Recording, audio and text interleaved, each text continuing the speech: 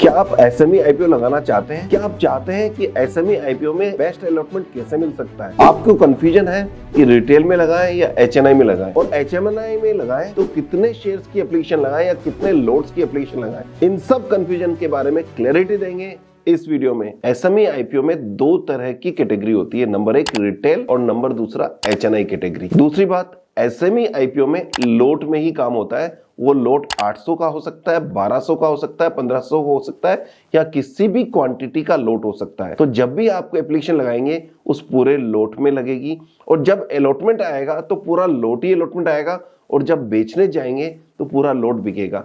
Suppose हम मानते हैं कि 1000 शेयर्स का लोट है, तो आप उसमें से 200 शेयर या 500 शेयर या 10 शेयर नहीं बेच सकते, पूरा 1000 ही बेचना पड़ेगा या 1000 ही लेना पड़ेगा यदि आप बाई करना चाहते हैं। तो ये बात क्लियरिटी होनी चाहिए। सेकेंड बात, जब आप आईपीओ लगाते हैं तो लोट या उसके मल्टीपल में ही लगाएंगे, तो अलॉटमेंट आएगा तो आपको या तो एक लोट आएगा या मल्टीपल लोट आएंगे, तो भी उसी मल्टीपल में आएंगे। सपोज 1000 का लोट है तो आपको 3 लोट आ सकते हैं, 5 आ सकते हैं, पर ऐसा नहीं हो सकता कि 3.5 लोट आ गए। तो हमेशा लोट में ही काम होता है, ये बात ध्यान होगी। अब आप बात करते हैं कि इसमें किस कोटा में लगानी चाहिए और कैसे लगानी चाहिए। तो नंबर 1 कोटा होता है रिटेल। रिटेल में क्या होता है, एक लोट का एप्लीकेशन होती है जो जनरली 1,10,000 से लेकर 1,25 लाख रुपए तक की एक एप्लीकेशन लगती है। इसमें रिटेल का मतलब 15,000 नहीं होता है जो मेन बोर्ड के आईपीओ में होता है। इसमें रिटेल का मतलब होता है एक लोट, दैट्स ऑल। इसके अलावा कोई कंफ्यूजन नहीं है। तो दूसरी कैटेगरी होती है इसमें एचएनआई। एचएनआई में क्या होता है कि 2 लोट या इससे ज्यादा की एप्लीकेशन आप लगा सकते हैं। मेन बोर्ड के आईपीओ में क्या होता है कि एचएनआई में फिर से 2 कैटेगरी हो जाती है, एक तो स्मॉल एचएनआई और एक big HNI. Small HNI 2 lakh वाली और big HNI 10 lakh and above वाली। लेकिन यहाँ पर ऐसा कोई सिस्टम नहीं है। जो पहले आईपीओ में सिस्टम था मेन बोर्ड के आईपीओ में, वो लगता है, यानी कि इसमें 2 लोट या इससे ज्यादा जो भी एप्लीकेशन लगेगी वो आपके एचएनआई कैटेगरी मानी जाएगी। इसका मतलब क्या हुआ कि 2 लोट का मतलब जो 1.25 लाख का यदि एक लोट है तो 2 लोट का मतलब हो गया कि 2.5 लाख रुपए की एप्लीकेशन में आप एचएनआई कैटेगरी में आ जाते हैं। तीसरा क्वेश्चन आता है कि आपको क्या रिटेल में लगानी चाहिए या एचएनआई में। तो यहां आप देखो क्लियर मान लीजिए, जैसा अभी चल रहा है कि जनरली सब्सक्रिप्शन बहुत ज्यादा हो रहा है। रीजन कि 15 से 25 करोड़ 30 करोड़ का तो टोटल आईपीओ होता है, और 30 करोड़ यदि 10 टाइम भी हो जाए तो 300 करोड़ चाहिए, 100 टाइम हो जाए तो 3000 करोड़ चाहिए, और 500 टाइम यदि आईपीओ हो भी जावे तो उसमें सिर्फ 15,000 करोड़ पे चाहिए।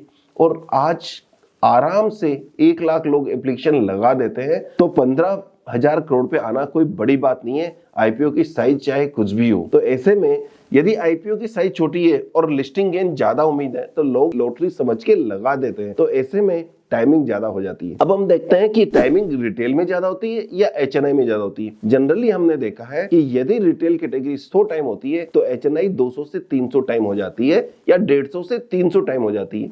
तो ऐसे में यदि आपके पास 10 फैमिली मेंबर के अकाउंट हैं तो आप सबसे पहले कोशिश ये करते हैं कि आप अपने सारे फैमिली मेंबर में रिटेल की एप्लीकेशन लगाएं। तो आपके यदि 1.25 लाख की भी एक एप्लीकेशन हुई, यदि आपके पास 12 लाख रुपए है, 12.5 लाख रुपए है, तो सारे रिटेल में एक एक एप्लीकेशन लगाएं तो आपकी प्रोबेबिलिटी ऑफ अलॉटमेंट बढ़ जाएगा। अब दूसरा, आपके पास नाम कम है, 4 ही नाम है, तो आप 1.25 लाख रुपए की 4 एप्लीकेशन लगा सकते हैं। अब तीसरी बात ये आती है, आपके पास 4 नाम है, पैसा बहुत ज्यादा है, तो 3 एप्लीकेशन तो आप रिटेल में लगा दें और चौथी एप्लीकेशन एचएनआई में लगा दें। यहां पर एचएनआई में क्यों लगाने की बोल रहा हूं, सपोज आपके पास 40 लाख रुपए भी है तो भी आप एचएनआई में लगा सकते हैं और वो आपको प्रोपोर्शनेट अलॉटमेंट मिलेगा। एसएमई आईपीओ में क्या होता है कि बिग एचएनआई के जैसे यदि मल्टीपल टाइम हो जाता है तो आपकी एप्लीकेशन मिनिमम लोट की काउंट नहीं होती है एचएनआई के केस में भी। तो ऐसे में हम क्या करते हैं कि यदि कोई इशू 100 टाइम हो गया एचएनआई कैटेगरी में और आपने 100 टाइम लगा दिया, यानी कि 1.25 लाख की एक एप्लीकेशन है और आपने 1.25 करोड़ की एक एप्लीकेशन लगा दी, तो आपको एक अलॉटमेंट आ जाएगा, प्रोपोर्शनेट अलॉटमेंट होगा। फिर समझा रहा हूं मैं आपको कि एचएनआई कैटेगरी में जितने टाइम इशू हुआ है, यदि आपने उतने टाइम एप्लीकेशन लगा दी तो प्रोपोर्शनेट में आपको एक अलॉटमेंट आ जाएगा। तो बड़े लोग क्या करते हैं कि 500 टाइम एप्लीकेशन लगा देते हैं, इशू हुआ 400 टाइम तो एक अलॉटमेंट आ ही जाता है, और आजकल एक अलॉटमेंट आने का मतलब लाख 2 लाख 3 लाख रुपए आराम से मिल जाते हैं। तो बिग एचएनआई के केस में तो हाई नेटवर्थ इंडिविजुअल जो भी हैं, जिनके पास 10 20 50 करोड़ रुपए पड़ा होता है, वो आराम से इसमें बड़ी एप्लीकेशन 5 करोड़ की डाल देते हैं, उसमें आराम से उनको 2-3 लाख रुपए मिल जाते हैं। लेकिन हम रिटेलर्स क्या करें, हम ये कर सकते हैं कि हम रिटेल कैटेगरी में नंबर ऑफ एप्लीकेशन बढ़ाकर अपनी प्रोबेबिलिटी बढ़ा सकते हैं। दूसरी बात, यदि आपको एचएनआई में ही लगाना है तो आप कितनी लगाएं या अलॉटमेंट कैसे आएगा। तो एचएनआई के केस में अलॉटमेंट कैसे होता है, ये बड़ा ट्रिकी क्वेश्चन है, लेकिन फिर भी मैं आपको समझाने की कोशिश करता हूं।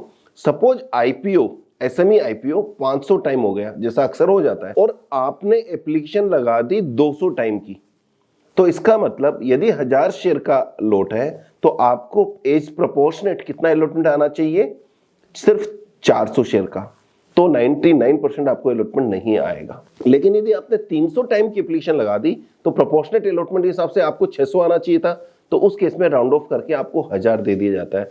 तो सबसे बड़ी बात क्या है कि 50% से यदि ज्यादा आप एप्लीकेशन लगा पाते हैं तो आपको अलॉटमेंट की प्रोबेबिलिटी ज्यादा है। यहाँ एक और ट्रिक है, सपोज एचएनआई कैटेगरी में आईपीओ 500 टाइम हुआ है और आपने 299 टाइम की एप्लीकेशन लगा दी, तो ऐसे केस में क्या होगा, प्रोबेबिलिटी बढ़ जाएगी, लेकिन कैसे आएगा ये पता नहीं है।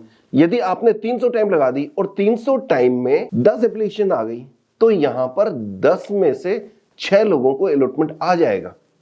जी हाँ, 10 में से 6 लोगों को अलॉटमेंट आ जाएगा। तो ऐसे में जब भी एचएनआई कैटेगरी में लगाए तो राउंड फिगर में लगाए कि मैंने 50 टाइम लगाई, 25 टाइम लगाई, 10 टाइम लगाई, 100 टाइम लगाई, तो उसमें क्या होता है कि वो ऐसी फिगर है जहां ज्यादातर लोग एप्लीकेशन लगाते हैं, तो वहां प्रोबेबिलिटी ऑफ पिकिंग आपकी एप्लीकेशन बढ़ जाती है लॉटरी में। यहां मैंने आपको एक ट्रिक बताई है कि यदि आप फिर भी लगाना चाहते हैं और ओड में लगाना चाह रहे हैं तो 50% से ज्यादा टाइमिंग के हिसाब से आप लगाएंगे तो आपकी प्रोबेबिलिटी ऑफ अलॉटमेंट बढ़ जाएगा। इस कैटेगरी में रजिस्ट्रार को सबसे बड़ी प्रॉब्लम क्या आती है, कोई भी कितने भी टाइम लगा सकता है। तो ऐसे में यदि 500 टाइम आईपीओ होता है, किसी ने 219 टाइम लगा दी, किसी ने 240 टाइम लगा दी, किसी ने 260 टाइम लगा दी, तो वो किसको अलॉटमेंट देवे। और 260 और 219 या 240 वाले को एक कैटेगरी में डाल के 10 एप्लीकेशन में एक अलॉटमेंट दे नहीं सकता। तो ऐसे में हर कैटेगरी का अलग अलग हिसाब होता है। तो ऐसे में 260 से ज्यादा टाइमिंग यदि आपने लगाई है तो आपकी प्रोबेबिलिटी ऑफ अलॉटमेंट बढ़ जाएगा। यह आप बहुत ध्यान से रखिएगा, और ये वो बात है जो आपको कोई नहीं बताएगा। बट बॉटम लाइन ये है कि आप रिटेल कैटेगरी में लगाएं, नंबर ऑफ एप्लीकेशन बढ़ाएं, वो सबसे बेस्ट आपके लिए रहेगा। ये वीडियो आपको कैसा लगा जरूर बताइएगा। क्या ये आपको रियल तरीका आपको बताने में हेल्प कर पाया कि आपको किस कैटेगरी में कितना लगाना है, तो आप जरूर कमेंट कीजिएगा। और हाँ, यदि आप चाहते हैं कि आपको एसएमई आईपीओ के बारे में अपडेशन मिले तो अब मैं कोशिश करूंगा कि दिन में 1 बजे तक ही व्हाट्सएप चैनल पे अपडेट कर दूं, जो अभी तक मैं 3 बजे तक करता था। जिससे क्या होगा, तो आपको ये पता लगेगा कि 1 बजे तक टाइमिंग कितनी हुई है और आप अकॉर्डिंगली डिसीजन ले सकते हैं। वीडियो कैसा लगा जरूर बताइएगा, अपने दोस्तों के साथ शेयर कीजिएगा। व्हाट्सएप चैनल ज्वाइन नहीं किया है तो ज्वाइन कर लीजिए। डीमैट अकाउंट खोलना है, लिंक डिस्क्रिप्शन में है। All the best and happy investing. मिलते हैं किसी और वीडियो में।